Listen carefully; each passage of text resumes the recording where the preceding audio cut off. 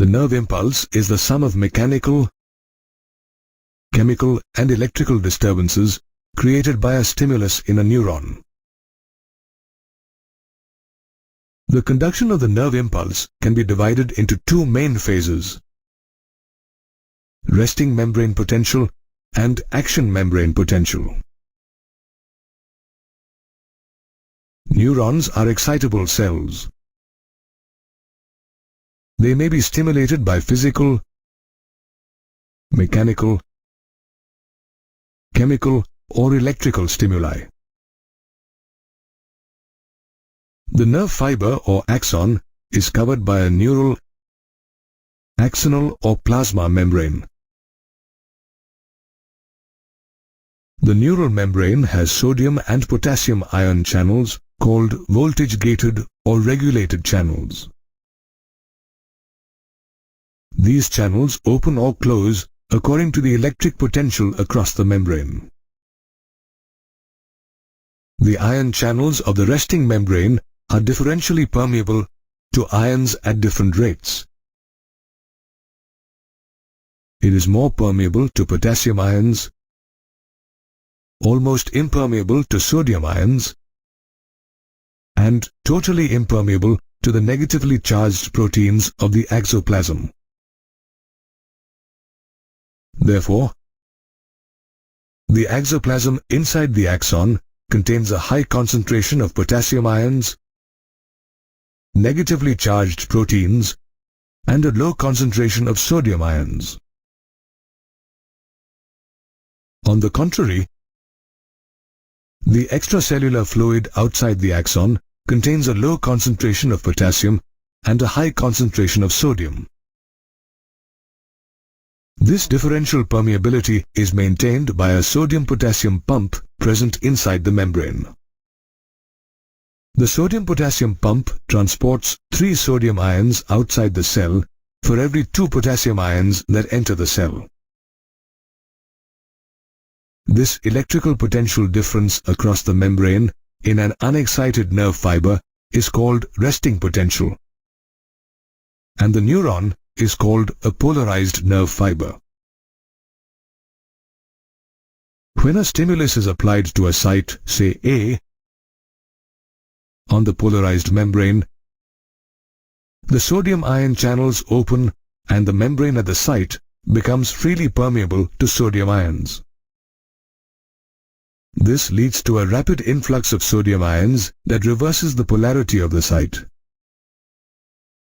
That is, the outer surface of the membrane becomes negatively charged and the inner surface becomes positively charged. This reversal of polarity across the two sides of the membrane is called depolarization. The electrical potential difference across the plasma membrane at site A is called the action potential. This action potential travels as a wave of depolarization along the length of the nerve fiber in a particular direction and is called the nerve impulse. At site B, the axon membrane has a positive charge on the outer surface and a negative charge on the inner surface. As a result, a current flows on the inner surface from site A to site B.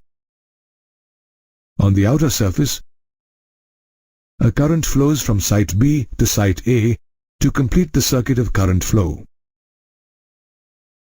This reverses the polarity at the site, and an action potential is generated at site B. Thus, the impulse generated at site A arrives at site B. The sequence repeats along the length of the axon for the impulse to be conducted.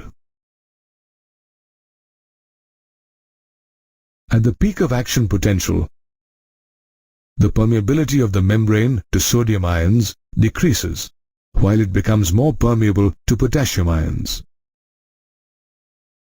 This is because sodium channels start closing and potassium channels start opening. However, This part of the membrane regains its original polarity within milliseconds, and this phenomenon is called repolarization.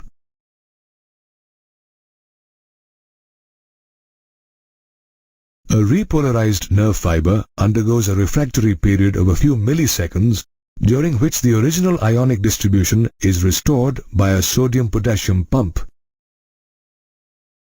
which actively transports sodium ions outward and potassium ions inward. This returns the membrane to its resting potential, and the neuron is ready to receive another stimulus. A junction helps transmit the nerve impulse from one neuron to another. These junctions are called synapses. A synapse is formed by the membranes of a presynaptic neuron and a postsynaptic neuron, which may or may not be separated by a gap called the synaptic cleft. There are two types of synapses on the basis of the nature of transfer of information. These are chemical synapses and electrical synapses. Chemical synapses are common in the human system and consist of a presynaptic neuron, synaptic cleft, and a postsynaptic neuron. A presynaptic neuron ends with a synaptic knob. A synaptic knob has a large number of mitochondria and many synaptic vesicles. Each synaptic vesicle contains neurotransmitter chemical molecules such as acetylcholine. The synaptic cleft is a fluid-filled gap between the axon terminal and the dendron of another neuron. So, there is no protoplasmic continuity between neurons.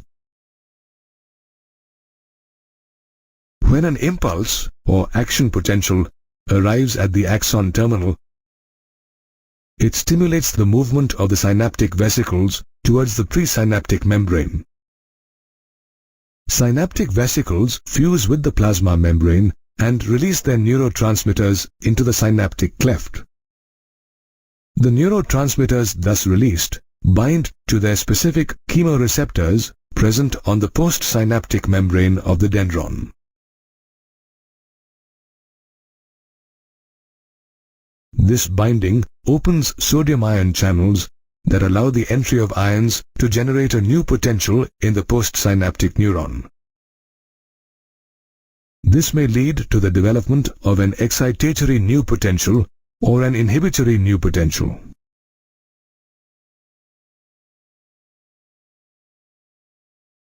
Electrical synapses are the less common of the two types. They were first found in crayfish, later in coelenterids, annelids, mollusks, arthropods, and fish. The membranes of pre- and postsynaptic neurons of electrical synapses are in very close proximity.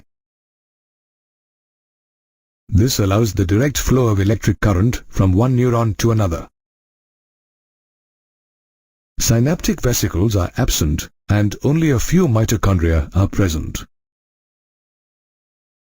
Impulse transmission across an electrical synapse is faster than that across a chemical synapse.